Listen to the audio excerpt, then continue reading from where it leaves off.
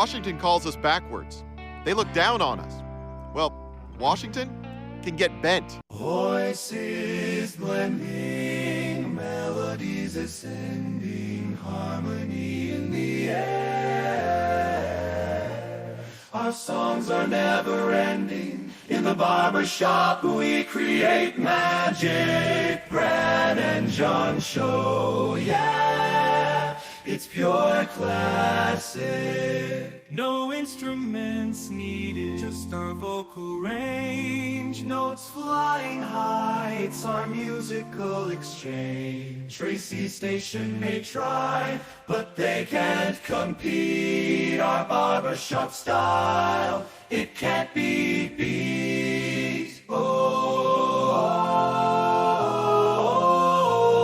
the harmony of voices, so sweet. In the barbershop of life, our tunes will repeat. No need for instruments, no need for a band. Just the Brad and John show, the finest in the land.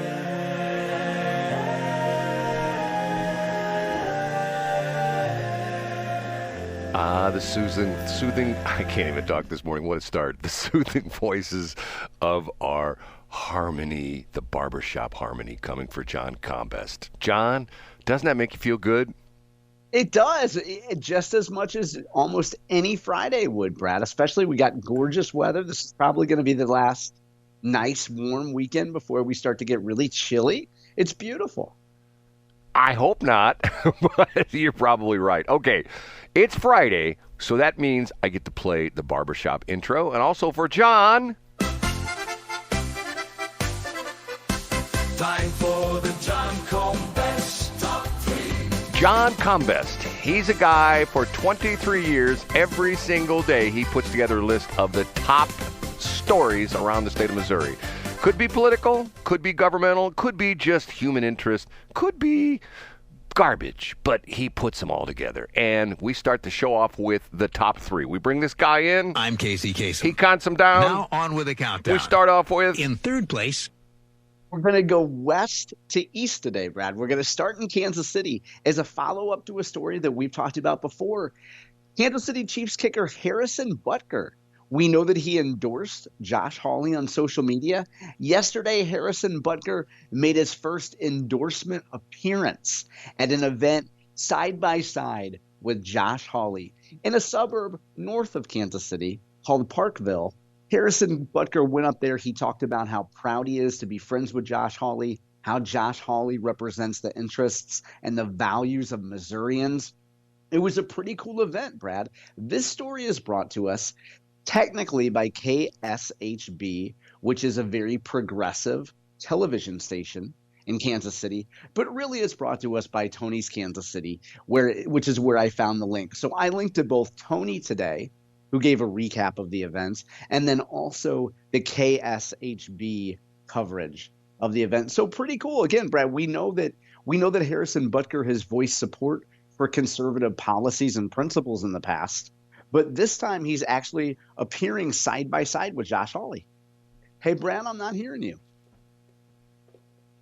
John, I hear a little bit of background noise, but I don't hear you. I'm not talking because I have a problem in the other studio, and I'm trying to fix it. I'm sorry, No, Brad. that's okay. You want me to move on to number 2? Yeah. Or what should we do? Yeah, I got to run down the hall in the other studio, and I'll tell you why in a minute. Okay, let's go to number 2. Up a notch to number 2.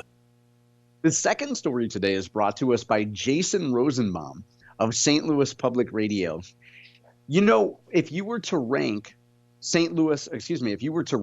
Missouri counties based on voter registration, what would you guess? Well, I would probably guess that it would go Kansas City and St. Louis, and then maybe St. Louis County, and then maybe St. Charles County, and then I don't know, probably like Boone County, and then Greene County works in there somewhere.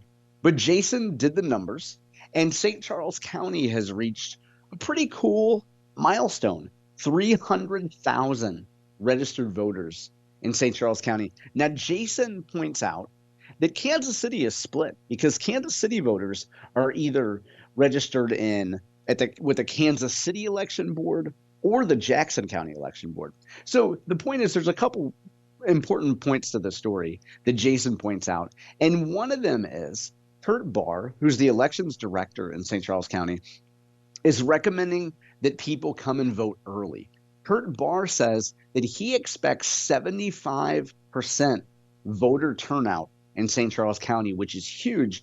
That's why he's recommending that folks vote early. So folks can vote with an excuse already in St. Charles County, and then no excuse voting begins on October 22nd, where folks in St. Charles County can go to Wentzville at a location called Element Church, or they can vote in person at the St. Charles County Election Board.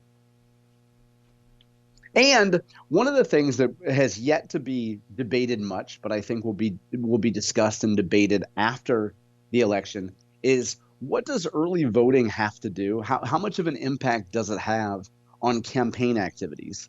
So in the past, you might have said, well, if we're a campaign and we only have time enough to do 1 week of television and or 1 week of radio and or 5 direct mail pieces, you would try to hit those in the week or two prior to the election.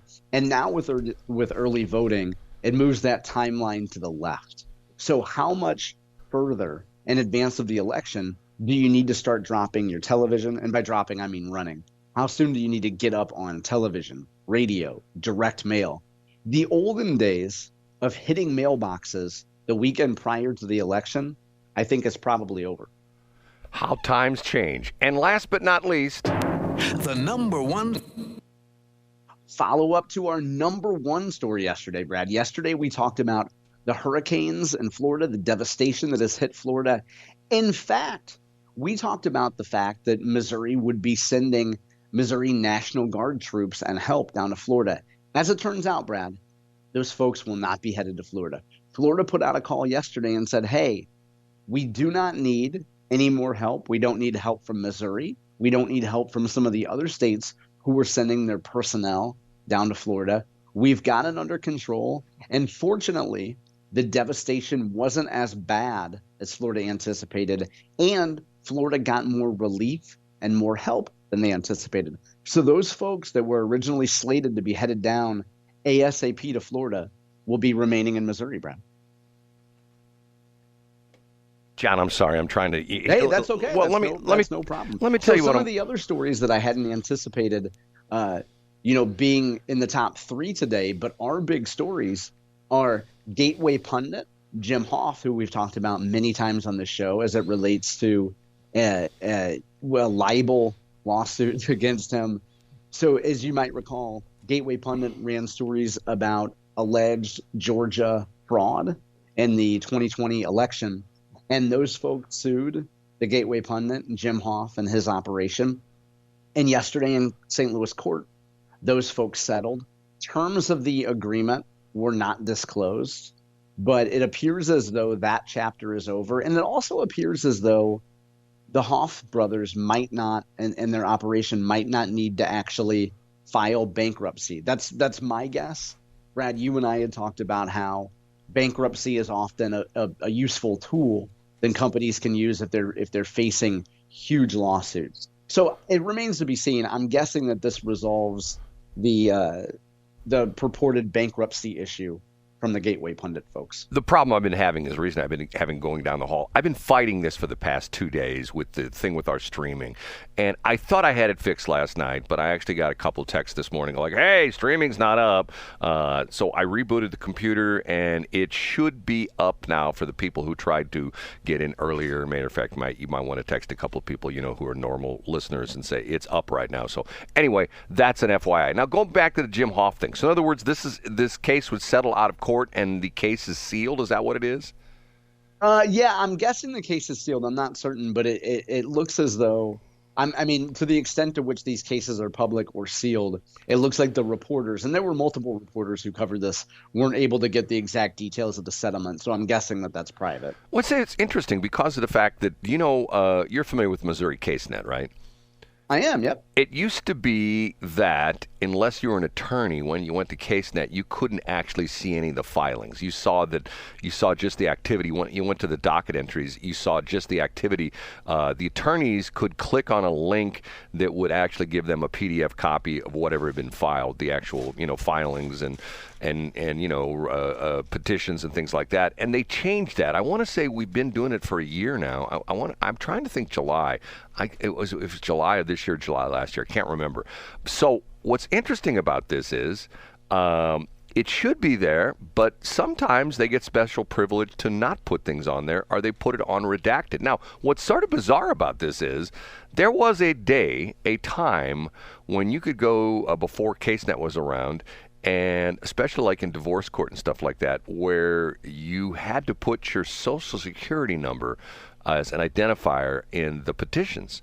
So anybody who decided they wanted to be a identity thief could essentially just go down to the courthouse and say, randomly pick some divorce cases and go, yeah, give me Jim Smith versus Jane Smith. And there right front and center was the social security numbers.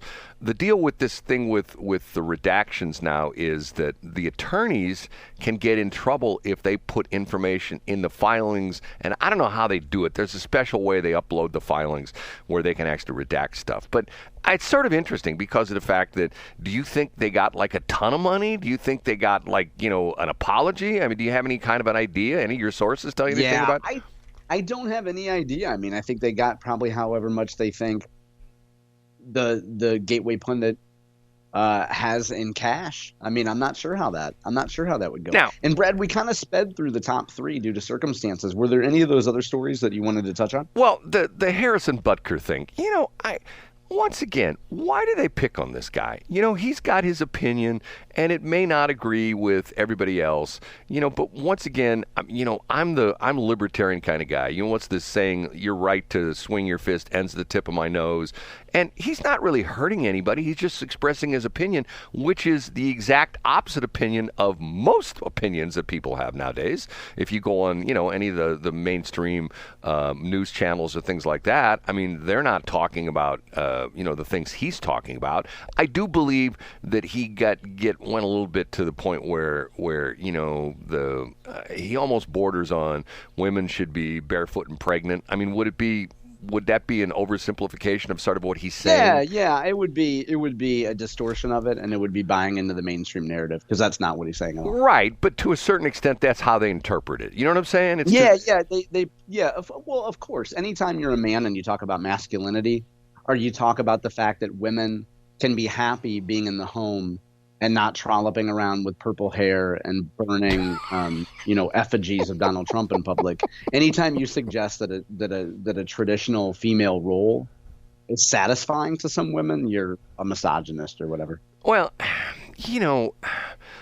the waters are so muddy right now with that whole thing. I mean, you and I talked about this, and maybe we've talked about it too much, that men are confused. They don't know what to do anymore. They have women want to be liberated, but yet women, if they're single in the dating thing, they still want to be picked up, and they want to be taken to dinner, and they want the man to pay. Okay, but it's to the point where it's like, okay, so why don't you pick the dude up and you take him to the restaurant and you pay? Oh no, we can't do that. But yet everything else, am I being unrealistic when I say things like that? No, yeah, it's not unrealistic at all. But I also think that we remember that social media distorts what really happens in the world. So if you have a few angry voices, if you hear several don't need no man types complaining about how men are worthless and men are trash and things like this, it distorts the fact that most single women still want a real man. They want a man that they have a genuine burning desire for. They want a man that is a man and doesn't prance around and act fake sensitive or whatever. So what we see, Brad, a lot of these complaints that we see on social media, that's not real life. That's people that say bombastic stuff to get clicks and get attention. And that's not what real high-quality women actually want. So, John, sounds like you're an expert. What do real, quote-unquote, high-quality women want, John? They want a real man. They want a man that doesn't make excuses. They want a man that follows through doing what he says he's going to do. That's, by the way, I believe we've only talked about it once before on the show, Brad. I would hate to be one of those people that just repeats my same stories over and over again. But nagging is based on the fact that if you're a man, you can avoid 99% of nagging just by doing what you said you're going to do. So when men complain about women nagging, if the man had actually followed through on what he said he was going to do, he was going to build that business plan. He was going to, sell the lake house and take a little bit of money and do something with it. Just execute on your plans and women won't nag you. To the bigger picture, Brad, you're talking. Women just want a man who knows who he is, who isn't flimsy, who doesn't make apologies and bend to the whims of other people just to get their approval. Women hate that. Women resent that. Women don't want a man who's going to kowtow to every criticism. And you know what? If you don't know who you are as a man, you probably need to exit the dating market and figure it out. But, John, what about the women that love comfy shoes? Oh, I love them. I mean, I wouldn't breed them. They're not on that level. But I think they're wonderful. They keep Skechers in business. People that choose to wear comfortable shoes keep Skechers in business. And you know what? If men or women want to wear comfortable shoes, Brad, good for them. That is John Combest, Combest. He won't give out his phone number nor his email address, so you can't deal with him directly. But if you want to send me correspondingly, that's a wrong word. You want to send me what your thoughts are about what John Combest says. My phone number is always available to you, 314-280-8880. You can text me at that number, and I will pass it along right here live on the air. And that's always good. Hey, you know what? You have a lot of folks, Brad, who listen to the show who I don't know. And you know what? We appreciate their feedback. And this is a good time, Brad. I try to do this at least once a week to thank the people who are sharing the show. We put a lot of effort into the social media marketing of this, Brad. We do tweets, we do Instagram. We put a lot of time into the show. And we appreciate the folks who share the message of the show. We have great, we're not the people that get on the radio and talk about views and downloads or whatever. But we really appreciate what everybody has done. This has been a fantastic week and a fantastic last 2 weeks. And we can tell when people share the show. So thank you to all of you. And you know what? Streaming is now up.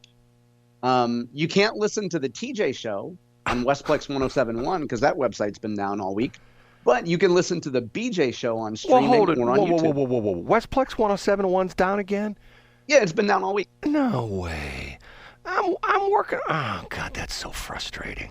I'm working to move that to a different hosting company because obviously I'm having problems with the other hosting company. It was supposed to be moved, and apparently it hasn't been. Okay, and we always have to thank our listeners. Matter of fact, here's one of them wants to make a comment right now. Washington calls us backwards. They look down on us. Well, Washington can get bent. We haven't talked about Bill Eigel much this week. We haven't, Brad. Do you have? Is he going on SpaceX, or you have another story you want to make up about him? I don't make up stories. You're the guy that made up the story that he's going to run against Ann Wagner. Nobody believes that. I mean, come on.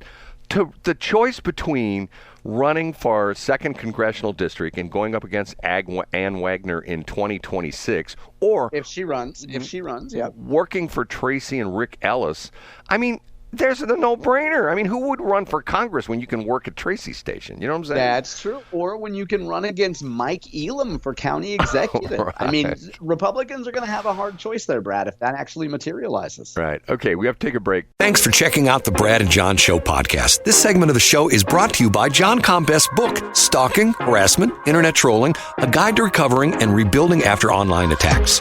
It's a great reference if you've ever been the unfortunate target of a social media attack. It's available on Amazon. Just search John Combest. That's Combest, John Combest, and the book will show up in your search results. Now it's time for another segment of the Brad and John Show. Can you handle it?